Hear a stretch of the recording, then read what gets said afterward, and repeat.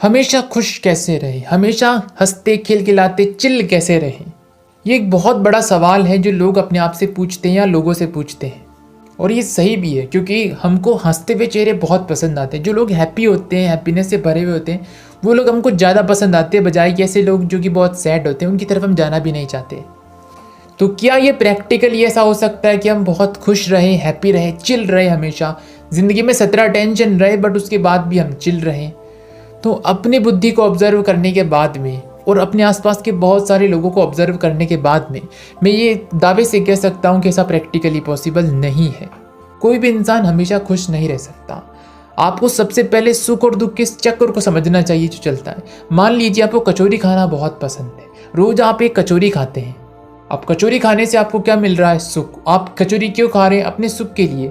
अब यही सुख जब आपको रोज़ प्राप्त होने लग जाता है, रोज़ एक कचौरी, रोज़ एक कचौरी, रोज़ एक कचौरी, तो थोड़े दिनों बाद में क्या होगा? आपका पाचन खराब, आपका पेट खराब, और पेट खराब तो पाचन खराब, और पाचन खराब हुआ तो रोटियां पचेंगी नहीं, खाना पचेगा नहीं, और जैसे वो खाना पचेगा नहीं तो फिर क्या बनेगी? आपकी गैस बनेगी, आपको मिचली होगी, आपको वमन होगा, आपको बहुत सारी अलग अलग बीमारियां हो जाएंगी। और अगर एक बार वो गैस रेगुलर आपके अंदर बनना स्टार्ट हो गई तो वो बनती गैस आपकी ज़िंदगी में कब आग लगा देगी आपको खुद भी मालूम नहीं पड़ेगा। तो इस बात से हम क्या समझ सकते हैं? क्या हमारा सुख भोगने की इच्छा ही क्या हमारे दुख का कारण नहीं है क्या? और फिर दुखी आदमी क्या चाहेगा? सुख। सुख के लिए वो कहाँ जाएगा? डॉक्टर के पास। डॉक्टर के पास जाकर अपना इलाज करवाएगा अलग अलग तरीक़ों से। और मान लो गलती से, बाय चांस, क्योंकि ये चीज़ें रिकवर बहुत मुश्किल से ही होती हैं, तो मान लो अगर वो अपने स्वास्थ्य को वापस प्राप्त कर भी लेता है, अब वो इंसान सुखी है और सुखी के साथ वो खुश भी है, तो अब वो सुखी और खुश इंसान क्या करेगा? मेरी बात हमेशा याद रखिएगा, वो सुखी और खुश इंसान कोई ना कोई ऐसा कर्म जरूर करेगा जिससे उसकी ज़िंदगी में दुख वापस आ जाए। और जैसे वो दुख उसके जीवन में वापस आएगा तो फिर वो दुखी इंसान क्या चाहेगा? सुख। तो ये सुख और दुख अपने साथ आसपास में चलते ही रहते हैं, इसको मिटाने का कोई तरीका नहीं है। और ये मत सोचिएगा ये सिर्फ आपके साथ है, ये एक्चुअल में हर उस इंसान के साथ है जो इस धरती पर घूम रहा है। ये था, ये है और ये रहेगा। आप इसको डिनाई नहीं कर सकते। किसी ना किसी रूप में सुख रहेगा, किसी ना किसी रूप में दुख रहेगा। जो भी आपको दूर से देखकर ऐसा लगता है कि इनकी ज़िंदगी में सुख और दुख नहीं है, भरे पड़े हैं, आप चिंता मत कीजिए।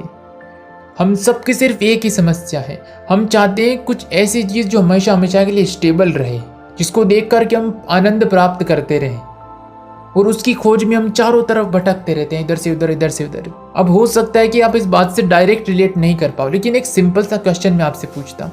मान लीजिए आपका कोई बहुत क्लोज रिलेटिव है या कोई भी चीज़ ऐसी जो आपकी बहुत प्रिय हो। मैं आपको 3 सेकंड का समय देता हूँ, सोचिए किसी ऐसी चीज़ के बारे में। अब सोचो वो चीज़ आपके पास से दूर जाने वाली है, तो क्या आप चाहोगे कि वो चीज़ आपसे दूर चली जाए? अब अगर आप शेकी में से बोल रहे हैं ना कि नहीं नहीं चली जाए, मुझे कोई फ़र्क नहीं पड़ता, तो एक्चुअल में जब वो चीज़ आपके पास से दूर जाती है, उस वक्त जो आपकी स्थिति होती है भाई, वो एक अलग ही होती है। वास्तव में जब आपके साथ कुछ घटना होती है तब आप एक अलग ही मूड में चले जाते हो, एक अलग ही मोड में चले जाते हो। इसलिए ये सबके साथ होता है ऐसा।